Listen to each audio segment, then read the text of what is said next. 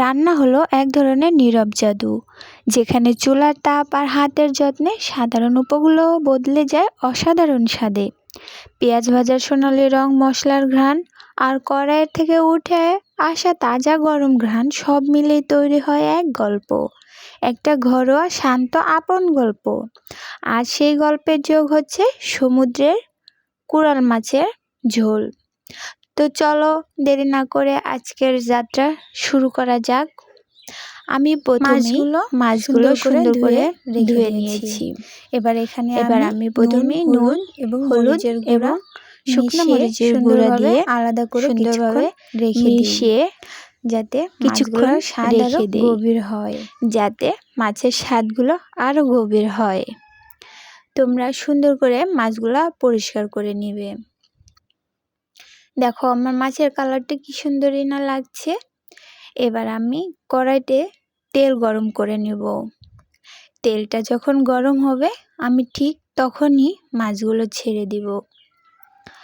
মাছগুলো সুন্দর করে এপিট ওপিট করে ভেজে নিব। মাছটা ভাজার জন্য কড়াইটা খুবই সুন্দর করে গরম করে নিবে, না হলে কিন্তু মাছটা উল্টাইতে গেলে মাছটা ভেঙে যেতে পারে। এবার আমি কিছু বাটা মশলা ব্যবহার করেছি, এখানে দিয়ে দিয়েছি কাঁচামরিচ, রসুন এবং আদা বাটা, এবং এর সাথে আমি কিছু গুঁড়া মশলা ব্যবহার করেছি, ধনিয়ার গুঁড়া, জিরার গুঁড়া, শুকনো মরিচের গুঁড়া এবং নুন, হলুদের গুঁড়া। এখানে আমার মশলার কাজ শেষ। এবারে আমি নিয়ে নিয়েছি পটল এবং 2টা আলু। এটা আমি সুন্দর করে ধুয়ে নিয়েছি। এবার এটাকে আমি তেলে ভেজে নেব, ওই একই তেলে ভেজে নেব যেটায় আমি মাছ ভেজেছি। এবার আমি এটাকে অল্প জালে আস্তে আস্তে করে ভেজে নিব। কালারটা যখন লাল বর্ণের হবে তখন আমি তুলে রাখবো। এইবার দিয়ে দিব আমি পেঁয়াজ কুচি। পেঁয়াজ কুচিটা আমি সোনালি রং আসা পর্যন্ত ভেজে নিব, যাতে মশলার ঘ্রাণটা আরও সুন্দর হয়। এরপর আমি আদা রসুন যে মশলাগুলো ব্যবহার করেছি এটা দিয়ে পেঁয়াজের সঙ্গে খুবই সুন্দর করে কষিয়ে নেব, যতক্ষণ না পর্যন্ত মশলার তেলটা না ছাড়ছে। দেখো আমার মশলাটা কিন্তু খুবই সুন্দর দেখা যাচ্ছে। এবার এখানে আমি ভাজা আলু আর পটলগুলা দিয়ে দিব, দিয়ে আমি কিছুক্ষণ পর্যন্ত আস্তে জালে ভেজে নিব, যাতে এটাই আমার আলু পটলটা সিদ্ধ হয়ে যায়। তোমরা চাইলে এখানে গরম পানিও অ্যাড করতে পারো, কিন্তু পানি অ্যাড না করে আস্তে জালে মাছটা পেঁয়াজ কুচির সঙ্গে মিশিয়ে নিবে।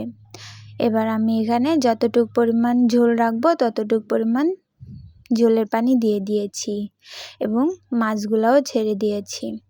মাছটা যখন বলক উঠছে, দেখো আমার তরকারিটা কি সুন্দরই না লাগছে। নামানোর কিছুক্ষণ আগে এখানে আমি কিছুটা ধনিয়া পাতা অ্যাড করে দিব, যাতে স্বাদটা আরও দ্বিগুণ হয়। তোমাদের কাছে আমার ভিডিওটা কেমন লাগে আর আমার ভিডিওটা পেতে তোমরা যদি উৎসাহিত হও অবশ্যই কিন্তু কমেন্ট করে জানাবে, কারণ তোমাদের একটা কমেন্ট আমাকে অনেক বেশি উৎসাহ করে। তোমরা কমেন্ট করলে আমি খুবই খুশি হই।